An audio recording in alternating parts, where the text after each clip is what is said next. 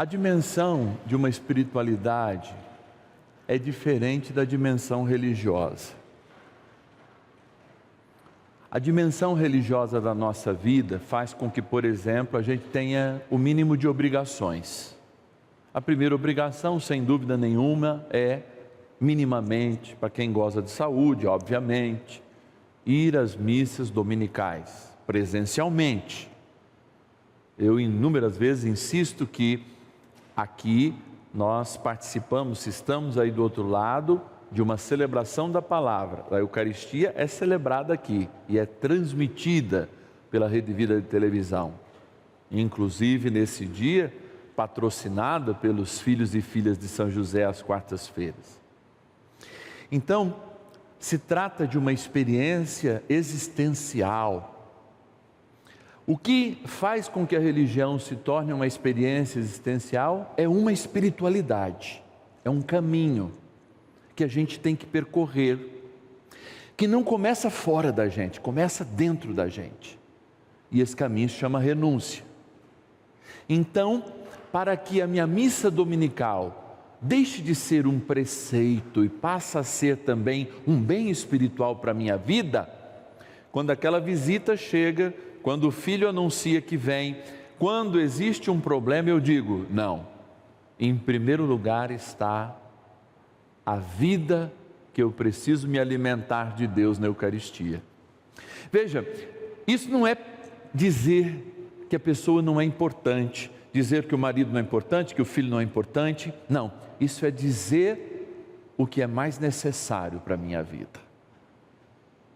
Então essa experiência que poucos de nós de fato têm, inclusive como cristãos, é tornar toda a graça de 2000 anos de religião, com inúmeros preceitos, conceitos e verdades de fé que a gente mergulha em uma espiritualidade que transforme a nossa vida, que mude a nossa história e que faça com que o meu coração duro seja mais mole a cada ano.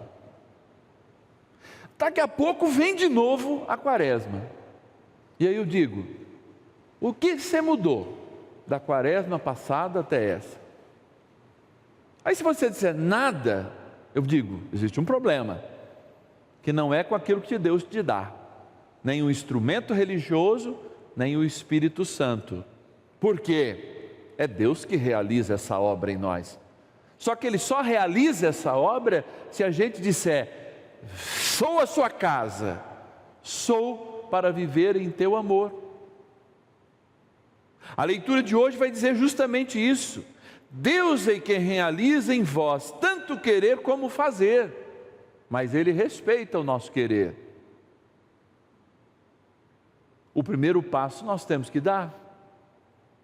Quando a gente dá o primeiro passo, o primeiro pontapé, Deus faz o resto. Eu vejo isso na minha vida. Mas se eu não der, eu posso viver uma vida religiosa, posso viver uma vida de experiências, mas não vou viver a vida de renúncia.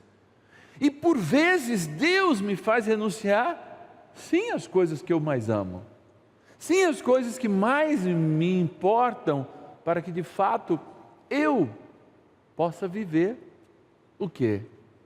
A escolha que Ele fez por mim, que eu fosse salvo. Mas antes que eu existisse.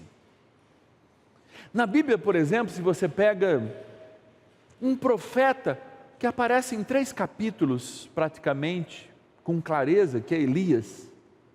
É tão bonito que Deus fez na vida de Elias, e Deus fez Elias derrotado para mostrar que a sua glória vem pela força do céu e não pelas coisas da terra, pelo merecimento da terra.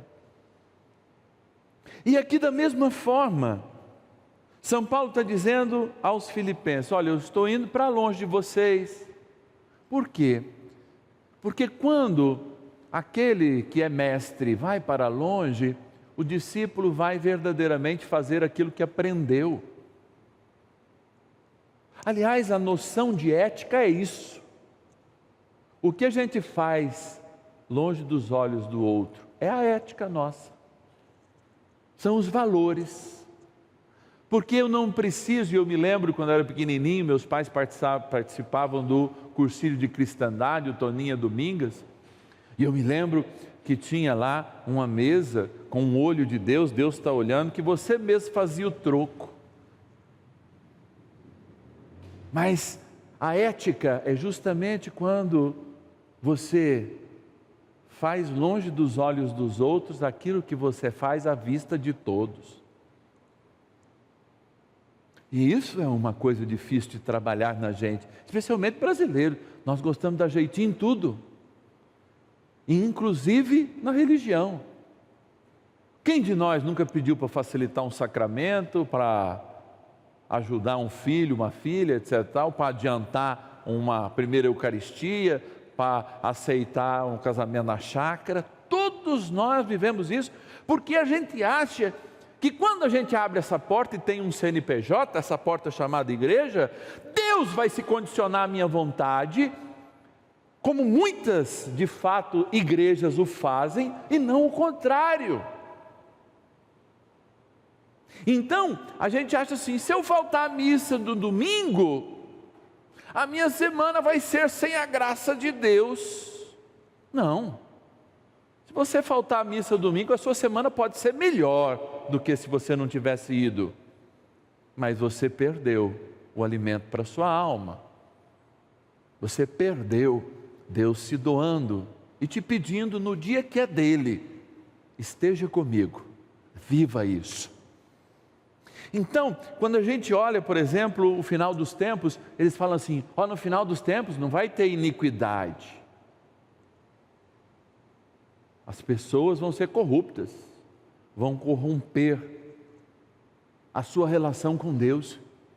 E quando eu troco uma missa de domingo para dizer assim, principalmente quando eu brigo com Deus, eu perco uma pessoa. Mas padre, eu sempre fiz tudo certinho. E eu digo assim: meu Deus, eu também faço tudo certinho e perco quem eu amo. Também faço tudo certinho, fico estressado com os problemas do dia a dia, sou perseguido. Eu também faço tudo certinho e de vez em quando as coisas não vêm como eu gostaria, ou quase sempre, né? A maturidade nos coloca diante, né, dessa certeza que a vida vai contrariar mais do que nos favorecer. E é essa maturidade exigida para que a gente de fato trabalhe para a nossa salvação, sendo que é uma obra de Deus, mas não é uma obra inacabada, e por isso que ela conta conosco, porque não é uma obra mágica. Se eu olhar para a cruz, eu vejo tudo menos mágica. Se eu olhar para a cruz, eu vejo pregos reais, um homem real, Deus feito homem. Eu vejo madeira que um dia foi plantada com carinho forte para resistir. Eu vejo um homem na agonia. Eu vejo um homem esquecido pela maioria dos seus. Eu vejo um homem que passou inteiramente pela cruz, rejeitado, inocentemente crucificado, ou seja, injustiçado, perseguido, sendo Ele o Criador de todas as coisas. Então, quando nós falamos de trabalhar a espiritualidade, é aquela maneira eficiente de nós olharmos para a cruz e dizermos: Jesus, valeu a pena o Senhor morrer por mim. Valeu a pena. E é esse trabalho de discípulos missionários que nos faz dizer para Deus, com a nossa vida: eu sou grato, valeu a pena cada gota de sangue que o Senhor derramou por mim, porque eu não sigo apenas preceitos, mas aprendo através dos teus preceitos o teu querer e como fazer. E aí ele vai ensinar. Primeiro, saber o que é necessário do que é o importante. Jesus nunca mandou ninguém largar do marido, da esposa e nem abandonar filho, nem tampouco assinar um compromisso e dizer: olha, eu renuncio tudo isso. Mas Deus está falando assim: onde está o teu coração? Onde está o teu coração? Onde está a tua vida? Aí estão teus propósitos. E eu vejo muita gente, de fato, até de movimentos eclesiais, pinchado de gente, que cumpre apenas o mínimo. E acha que Deus se contenta com o mínimo de nós. A palavra de Deus diz: ou santos ou nada. A palavra de Deus diz: ou renuncia a tudo, ou seja, ou tudo está como importante na tua vida e só eu sou necessário, ou eu vou te vomitar. Esse é o morno. Mas nós ainda vivemos uma espiritualidade muito frágil, mesmo vivendo uma religiosidade muito forte. Então, o que os fariseus pontuavam na época de Jesus não era o que ele pontuava. Jesus dizia assim: ó, vocês devolvem o dízimo até do cominho, até do cominho que você planta,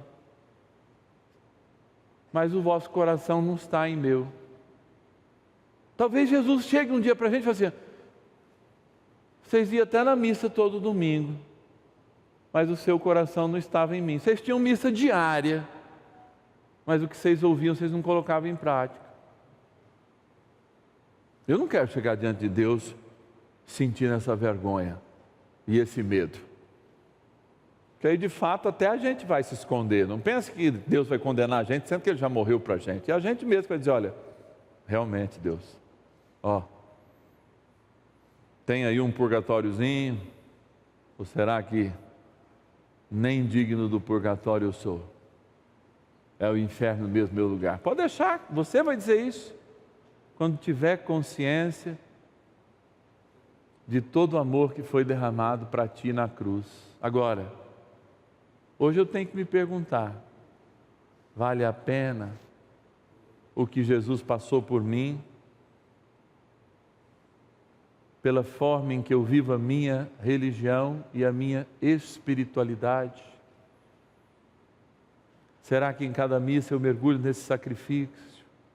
Será que quando eu estou diante de pessoas que passam precisando existencialmente, ou às vezes pedindo uma esmola, eu esmolo, eu sou caridoso, como a palavra de Deus pede?